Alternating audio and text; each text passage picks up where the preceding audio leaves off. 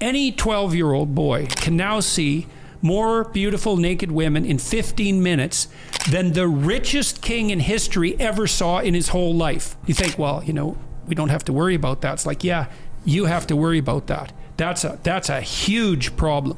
Pornography is a serious issue.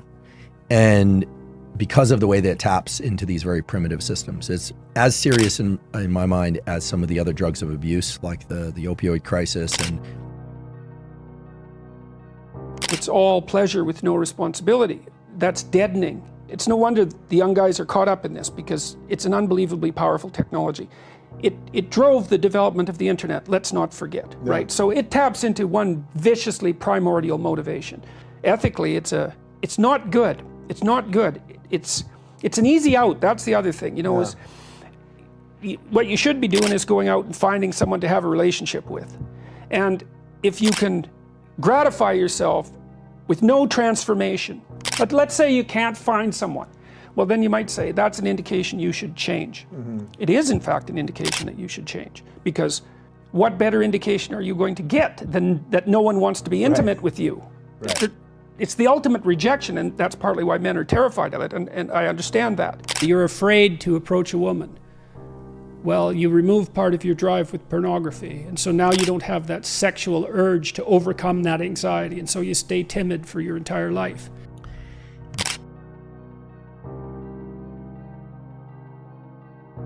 the brain is a learning prediction machine. And if, I'm not trying to say that all pornography is bad, but there are good data to support the idea that if your brain learns to be aroused by watching other people have sex, it is not necessarily going to carry over to the ability to get aroused when you're one-on-one with somebody else, right? Especially young kids who are consuming a lot of pornography just create challenges in sexual interactions with, with a real partner. When people are pursuing dopamine peaks over and over and over, and they aren't getting them, typically it's because they've been pursuing that activity far too often. You ever notice that when you get on a phone and you're scrolling Instagram, it's like a lot of fun, like this stuff is cool, you're seeing people, and then sometimes you're on there and like, this doesn't feel good, but I'm doing it anyway. Yeah. I'm just doing it.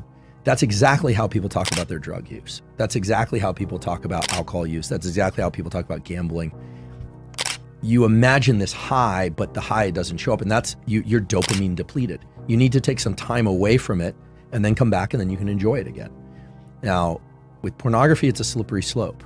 There's also a whole aspect of pornography, which is that if people are pursuing pornography and they're not pursuing relationships, there is the potential that they reach their 20s and 30s and they are truly dysfunctional. You think about what porn and masturbation, these things really are.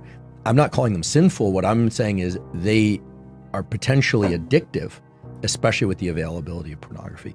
So beware, just everyone's different, and people have to be careful about these circuitries. You really need to protect them.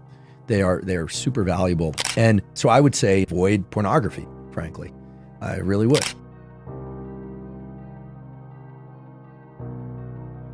For me, Playboy was my gateway into full-on pornography addiction.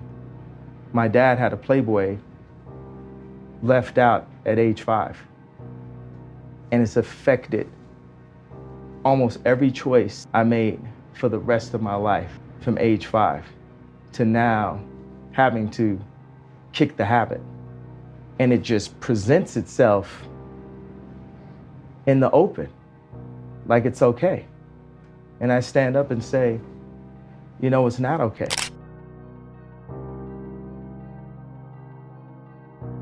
I am really upset by the hypersexualization of women and men. It's horrible to me because TikTok, you could be any age. You just get the app. It doesn't matter. Yeah, it's crazy. It is a kids app. People think of it as a kids app. There's literally a trend that makes me, and people don't even realize that it's like, a song. Who cares? The song is fine. Whatever. People can make songs. It's a good song. Whatever. It's like, me like you want me, and it's like the beat is like the sound of like a bed creaking. The trend is like you hold your phone like this, and then you go like, You like And what? Bounce your tits? You go like this. No, you like make a you like do a body movement that looks like you're on top. And then you like go like as if you're having sex, and it just pops up on your phone, and they like, I'm like, guys, this is literally porn. It's just like you're pretending. It's you made a crazy. really There's good point. Kids everywhere, all over the app. That would traumatize me if I saw that when I was a kid. Traumatize me. You're bringing up such a good thing, because I'm telling you, man, if I had had that shit when I was 14, I would have been way overly sexualized. And I would have assumed what women want was like way more violent, probably. You know, there was an innocence. Yeah. How could you not? People who are addicted to pornography oftentimes get exposed at a very, very young age. We're talking about first exposure to pornography like prepubescent most of the time. Second thing is that pornography usage has nothing to do with sexual perversion. So a lot of people will think if someone is really, really addicted to pornography, they must be like really horny or like depraved in some way or things like that. Generally speaking, pornography usage is really just a very powerful emotional coping mechanism. So pornography usage will suppress a lot of negative emotions. And if you talk to people who use pornography, especially in an addictive way, what leads to usage is feeling bad about yourself. And this is the big problem with pornography usage, which is that once you start to use it, it sort of engenders more shame and guilt. And in order to deal with the shame and guilt, you have to use it again. There's a research that did a multivariate regression analysis on people addicted to pornography, which means they looked at which variable associates the most with pornography usage. And the number one variable was meaninglessness.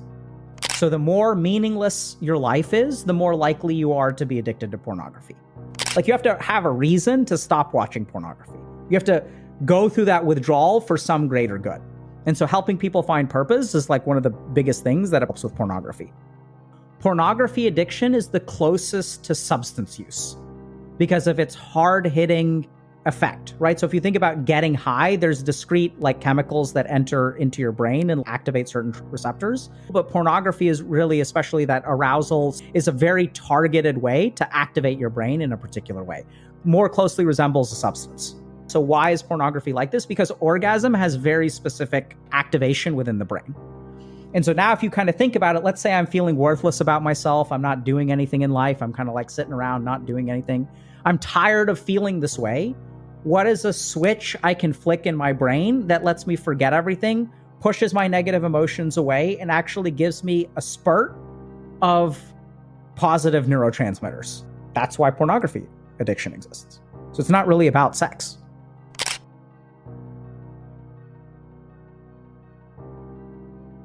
It isn't that you're trying to quit porn.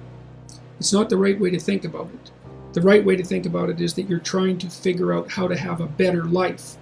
The issue is that you're not living your life the way you want to. And so you need a vision of life that's more compelling than the porn, and you need a counter vision too that frightens you.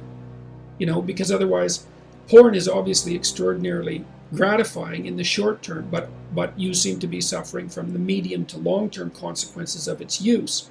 And so you need a story that you can tell yourself that's really deeply thought through about why this is not appropriate for you, how it's hurting you, and how it's minimizing you and perhaps making you embarrassed and ashamed and more socially isolated and all of that.